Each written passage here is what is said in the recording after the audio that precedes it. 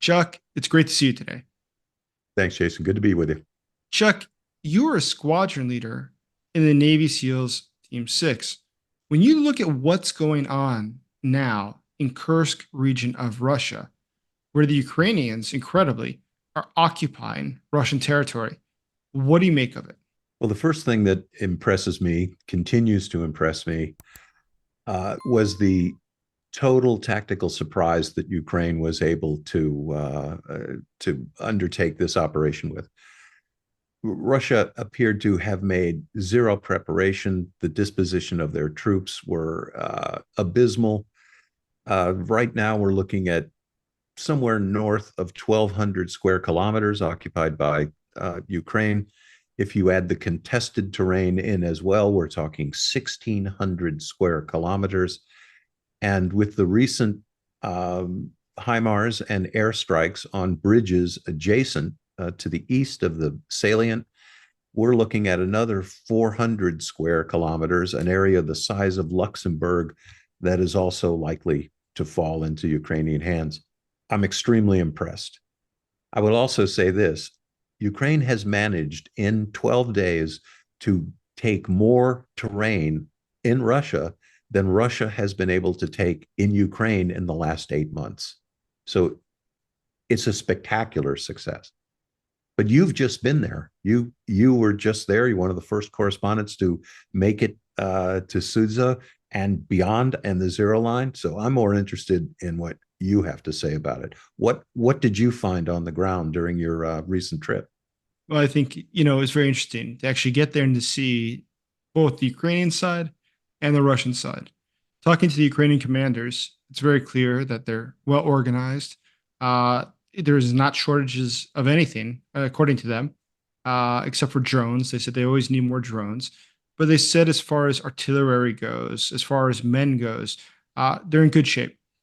And the Ukrainian side is also well defended, as one would expect.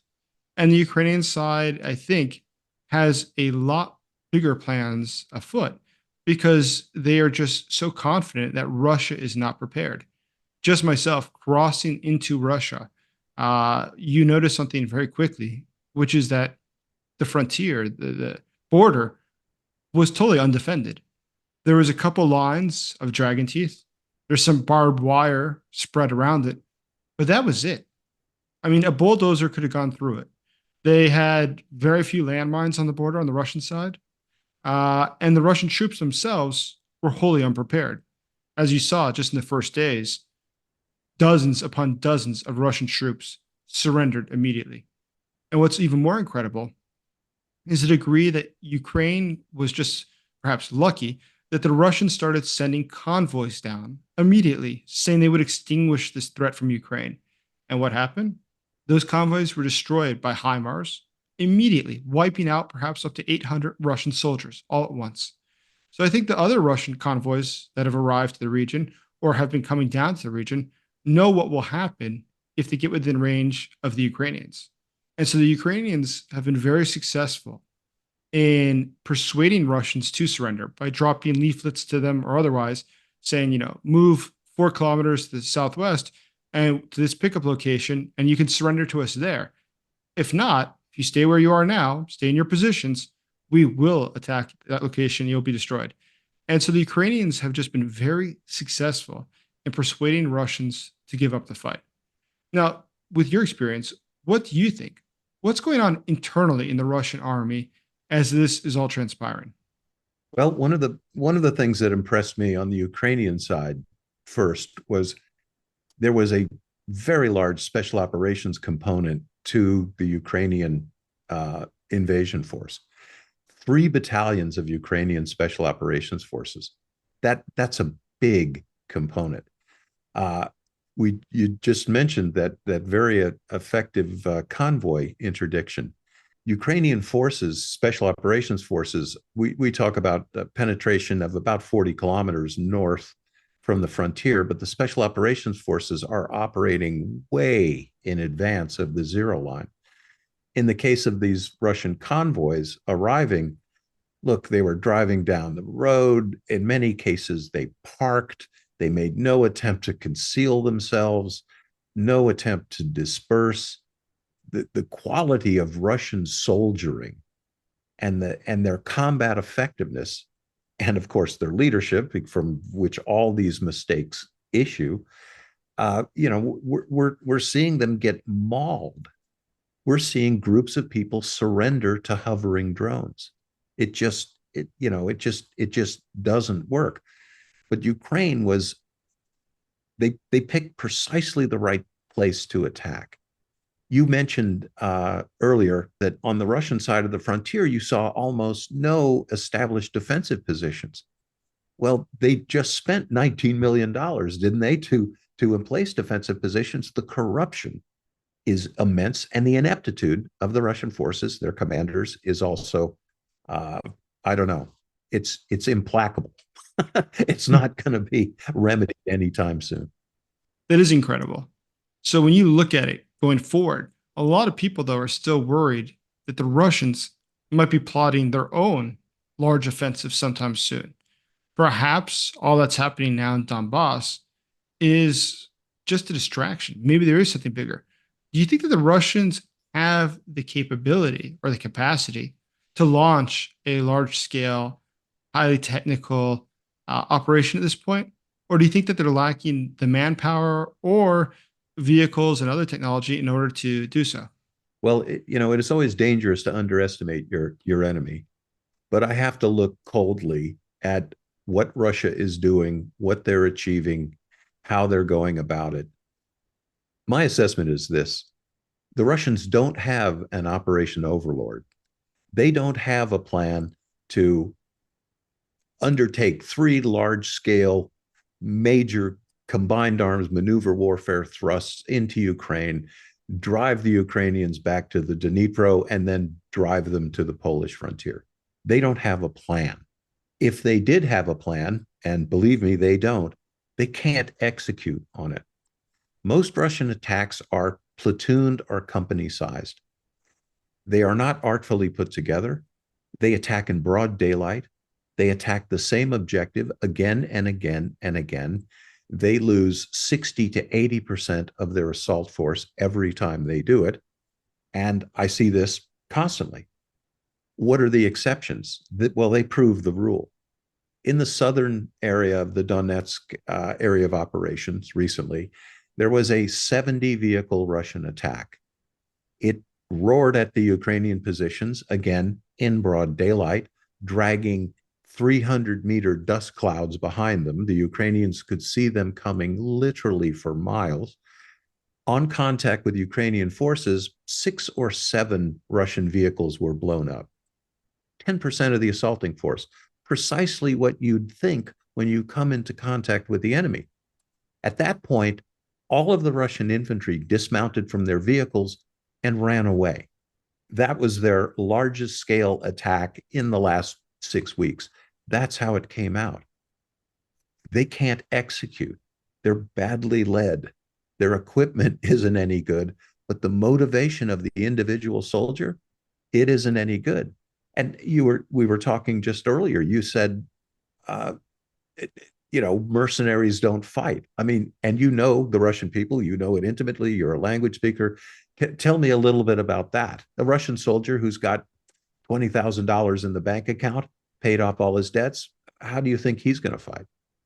Well, exactly. Now that Russia has moved to paying people a one time prize of perhaps $20,000 or so in order to join the military, because now it's so hard to find new recruits, they've had a secondary problem, which is that people are joining just for the money.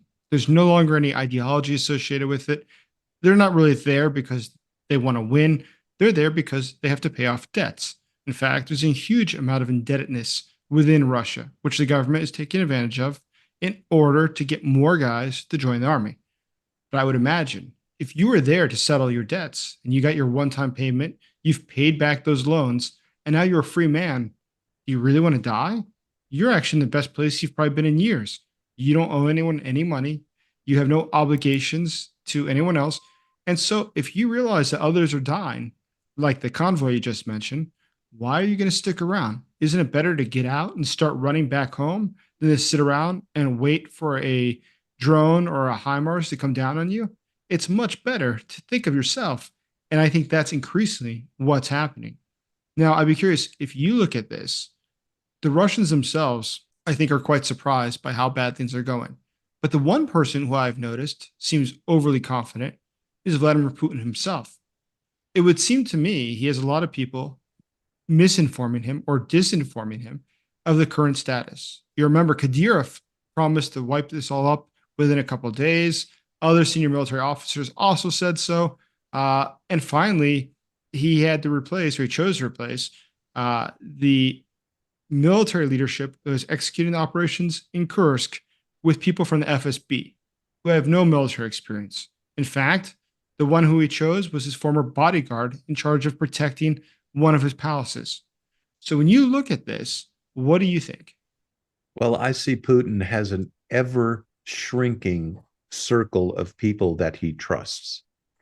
Uh, to many people, Prigozhin's mutiny is old news, but Vladimir Putin hasn't forgotten that when Prigozhin headed north from Rostov-on-Don to Moscow, a distance equivalent to trying to drive from Jacksonville, Florida to Washington, nobody stopped him. No Russian units along the way set up an ambush and stopped him. Nobody even slowed him down at a roadblock. They let him go. Since the Ukrainian incursion, Gerasimov has been fired as the leader of the counterterrorism operation. As you said, director of the FSB was appointed. He's gone. And now you've settled on a guy whose whole training is in close protection, not even intelligence, not military. And Putin made this guy a colonel general. And I'm informed that he actually attended command and staff college, which usually is attended by a major or a lieutenant commander. He is absolutely not fit to command this. But I think you have some insights in the tensions in the Russian war-making apparatus between the FSB and the army. I'd love to hear more about that. Well, that's been an ongoing problem for Russia, is that the tension between the military and the FSB has existed since the Soviet Union. There's always been this ongoing tension between the KGB and the Soviet military. In today's case, Vladimir Putin, himself from the KGB background, is very sympathetic to those who serve in the FSB, whereas those who serve in the army were never his cup of tea to begin with. And that's why I think most people were not surprised that he chose to appoint people with an FSB background to take care of the operation in Kursk. Now, we see that's having terrible consequences, but it's also totally not surprising that Putin believes that somehow there's some sort of secret remedy for these issues.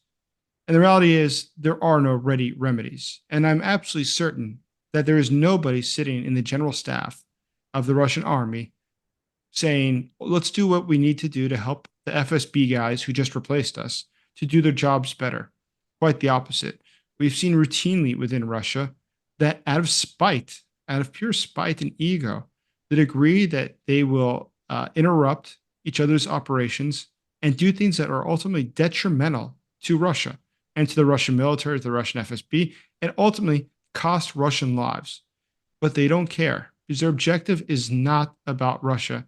It is about their personal spite, desire to prove who's the better one. So when the operation fails and everybody gets killed, they can be proud to say, well, it wasn't me, it was them who screwed up. But in fact, it was through their own decision to not cooperate or to sabotage effectively the operation that they so often fail. What it means in the long term, I think, is that it's just going to get worse and worse. And this could be something that snowballs to something much, much larger. Overall, though, when you think about this, when you look at the Russian military, you see it has these internal forces, these problems, it has a lack of materials, equipment, and everything else. Do you think that it's going to be able to continue like this indefinitely?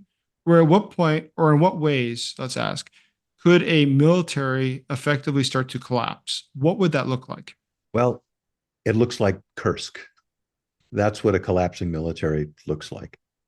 And, over the summer and, banging around, it's the common trope. Why hasn't Ukraine attacked?